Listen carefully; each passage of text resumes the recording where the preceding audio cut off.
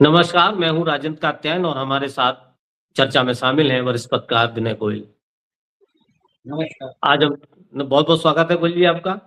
आज हम चर्चा करेंगे सबसे पहले उत्तर प्रदेश के मेरठ में हुई एक घटना जिस पे पूरे देश का ध्यान आकृष्ट किया और प्रशासनिक अधिकारियों के कार्यप्रणाली पर भी सवाल खड़े कर दिए। हुआ ये कि कुछ दिनों पहले मेरठ में एक लड़की जो कि बीए की छात्रा थी, उसकी गुमशुदगी की रिपोर्ट दर्ज कराई गई। 2 दिन बाद उसकी डेड बॉडी रिकवर हुई। इसके बाद परिवारजनों ने विरोध किया और कुछ नाम उन्होंने शंका जाहिर की कि इन लोगों ने इस लड़की का अपहरण करके हत्या की है। खैर, पुलिस ने उन लोगों को गिरफ्तार किया और गिरफ्तार करके चालान कर दिया, लेकिन घर वाले संतुष्ट नहीं थे। घर वाले कह रहे थे कि इसमें कड़ी कार्रवाई होनी चाहिए, फास्ट ट्रैक में मुकदमा चले और लड़की को मारने वाले, हत्या करने वाले लोगों को फांसी की सजा हो। इसी को लेके घर वाले एक ज्ञापन देने के लिए पहले वो जा रहे थे पुलिस कप्तान के यहाँ। बाद में पता चला कुछ संगठन और आ गए जिसमें दलित संगठन थे, कुछ राजनीतिक पार्टियां थीं जो उसमें समर्थन दिया और ये मामला बढ़ गया। जब पुलिस अधिकारियों को पता चला कि ये संख्या ज़्यादा है ज्ञापन देने वालों की, तो उन्होंने कलेक्ट्रेट का ही मुख्य दरवाजा बंद कर दिया। वहीं से ये मामला तूल पकड़ गया। जब दरवाजा बंद कर दिया तो वो जो ज्ञापन देने जा रहे थे, जो अपना विरोध प्रदर्शन कर रहे थे, वो गेट पे बैठ के ही विरोध प्रदर्शन करने लगे और वो 2-3 घंटे तक हटे नहीं। हटा दिया और एक वीडियो और वायरल हो रहा है, आपने देखा होगा गोयल जी, पुलिस कप्तान अविनाश पांडे पुलिस वैन में उसका दरवाजा खोल के और उस गिरफ्तार हुए नागरिक को या कार्यकर्ता को या वकील को या विरोध प्रदर्शन करने वाले व्यक्ति को अंदर थप्पड़ों से मार रहे हैं।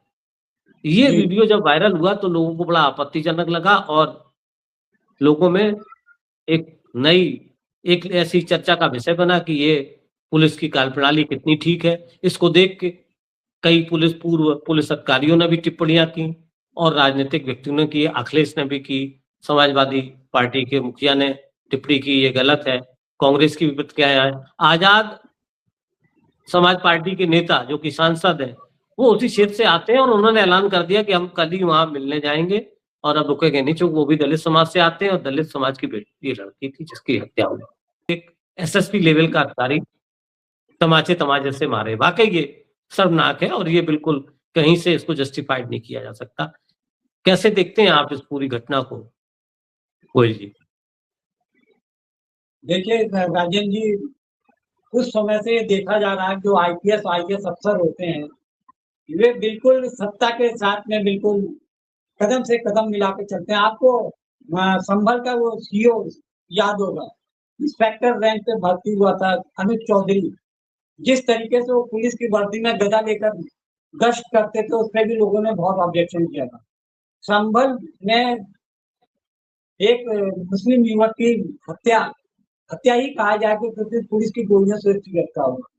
इस मामले में एक सुधीर सीजीएम थे, उन्होंने अनुज के खिलाफ में रिपोर्ट लिखने के लिए कहा था, लेकिन जानते हैं कि पॉलिटिकल प्रेशर कितना रहता है। उस सीजीएम का ट्रांसफर कर दिया गया, दूसरी जगह मतलब रायबरेली कर दिया गया, संभल से हटाकर। तो और सबसे बड़ी बात ये थी कि वहाँ के एसएसपी, संभल के एसएसपी के बिश्नोई यानी कृष्ण कुमार बिश्नोई ने एक एफआईआर लिखने से मना कर दिया। मतलब हिम्मत देखिए कि राजनीतिक शय पर उसने कह दिया कि हम इंस्पेक्टर के खिलाफ में कोई वो नहीं लिखेंगे, और जो वहां से उसको प्रमोट किया गया, इंस्पेक्टर से उसको सीओ बनाया गया। ये देखिए किस तरीके से राजनीतिक दल और जो प्रशासनिक अफसर होते हैं एक सुर में बोलते हैं।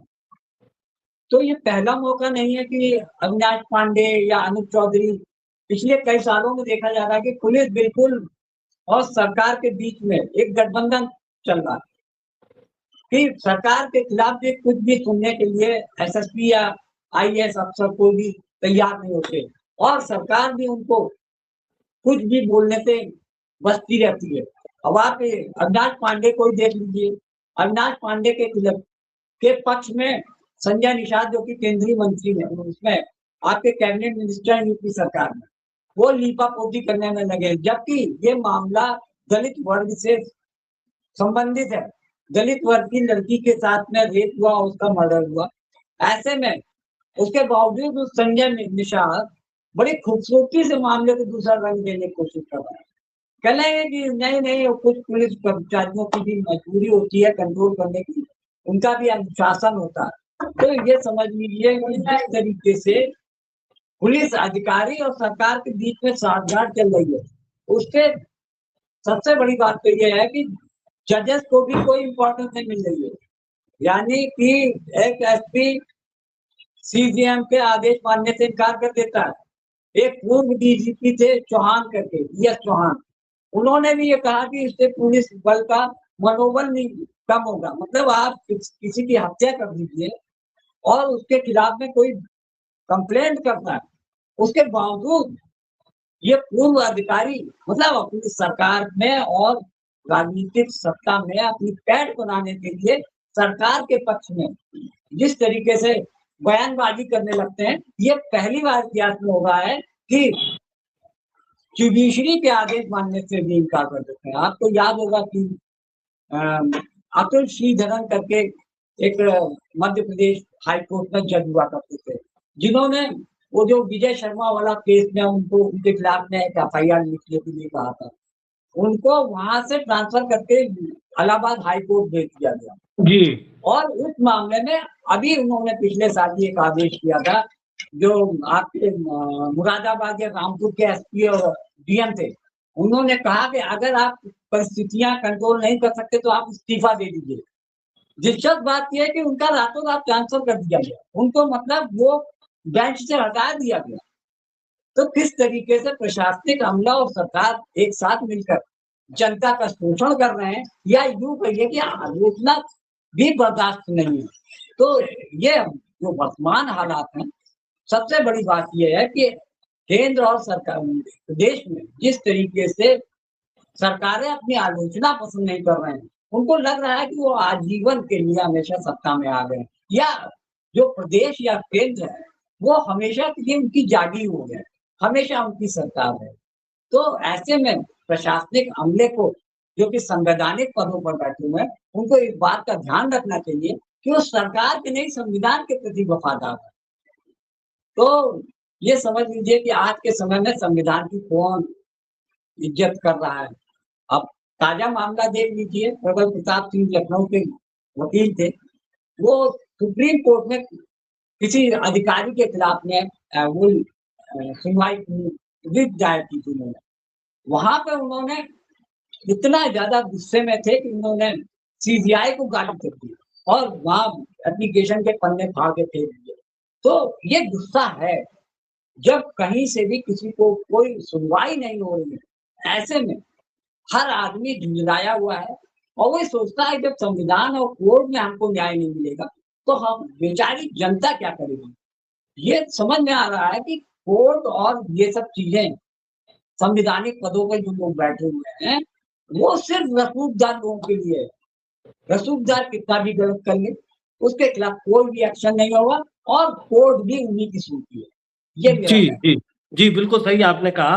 आपने जो एक उदाहरण दिए, पूर्व में जो पुलिस अधिकारियों ने ऐसी घटनाएँ करी, जो सत्ता के चहेते बने रहने के लिए नियम कानूनों को ताक पे रख के कुछ ऐसी हरकतें कर देते हैं, जो कि संवैधानिक पदों पर बैठे संवैधानिक आचरण की मर्यादा को भूलकर वो कार्रवाई करते हैं, जो कि नितांत ही गलत है, जिसको कहीं से अच्छा नहीं कहा जा सकता। कि उसको लगता है कि जब हमको कार्यपालिका से राहत नहीं मिलेगी, ब्यूरोक्रेसी से नहीं मिलेगी, नेताओं से नहीं मिलेगी, तो उसको एक ही चारा मिलता है कि हम न्यायपालिका से हमारी बात को सुनी जाएगी और वहाँ हम न्याय मिलेगा। जब वहाँ भी न्याय की उम्मीद टूट जाती है, तो ये इस तरह की घटनाएँ वास्तव में सामने आ रही हैं, इसमें कोई शक नहीं। एक और आपको गोयल जी बता दें, एक और प्रकरण आया है, मंदिर अयोध्या मसला चल रहा है आजकल, चंदा चोरी की लोग विपक्ष पार्टियां बड़े जोर शोर से उठा, सदस्य दीपेंद्र हुड्डा जो कि सांसद भी हैं, उनकी प्रेस कॉन्फ्रेंस थी, तो उन्होंने यहाँ पे चंदा चोरी वाले मसले पर आवाज उठाई और उन्होंने अपनी बातें कहीं और उसकी एक स्वतंत्र न्यायिक जांच की मांग की। हम आपको बता दें, ये उनका प्रेस नोट है। उन्होंने 3 बड़े सवाल खड़े किए, मैं पढ़ के सुनाता हूं। जब ट्रस्ट का गठन प्रधानमंत्री की देखरेख में हुआ तो इस घोटाले की जवाबदेही कौन लेगा? नंबर 2, अगर सब कुछ ठीक था तो चंपत राय, अनिल मिश्रा के इस्तीफे क्यों हुए? और नंबर 3, अगर कुछ गलत नहीं हुआ तो फिर सुप्रीम कोर्ट की निगरानी में स्वतंत्र जांच से डर किस बात का? ये सवाल उन्होंने खड़े किए प्रेस कॉन्फ्रेंस में। अब इसका उत्तर क्या आता है? देखने में तो जो एसआईटी बना दी गई है, वो एसआईटी उत्तर प्रदेश सरकार के द्वारा बनाई हुई है। जो ट्रस्ट था वो केंद्र सरकार के द्वारा बनाया गया था। ट्रस्ट में सब आरएसएस के लोग थे। वो रिपोर्ट जो अधिकारी कर रहे हैं वो भी एक आरएसएस की सरकार द्वारा गवर्न लोगों के अधिकारी हैं। तो ऐसे में क्या दूध का दूध पानी का पानी होगा? इस बात पे इस दौर में ये वाकई शंका खड़ी होती है। कैसे देखते हैं गोविंद जी इसको? देखिए, जो मंदिर वाला मुद्दा इतना बड़ा हो गया है कि अब रायता समेटा नहीं जा रहा है। ये जो एसआईटी की रिपोर्ट, एसआईटी का जो गठन किया गया था, वो सिर्फ मामले को ढकने के लिए किया गया था, ना कि उजागर करने के लिए। ये समझिए कि एसआईटी का रिपोर्ट में किसी भी बड़े आदमी का नाम ना होना इस बात की ओर इंगित करता है कि सब बड़े लोगों को बचा लो, किसी का नाम एफआईआर उसमें ना आ जाए रिपोर्ट में। अगर नहीं आएगा तो केस चलने का कोई मतलब ही नहीं है। चंपत राय को बचा ले गए, अनिल मिश्रा को बचा गए और आपके गोपाल राव को बचा गए। तीसरा जो चौथा व्यक्ति है वो नृपेंद्र मिश्रा है, जो कि बहुत ही शक्तिशाली है। मंदिर कंस्ट्रक्शन के सीईओ थे।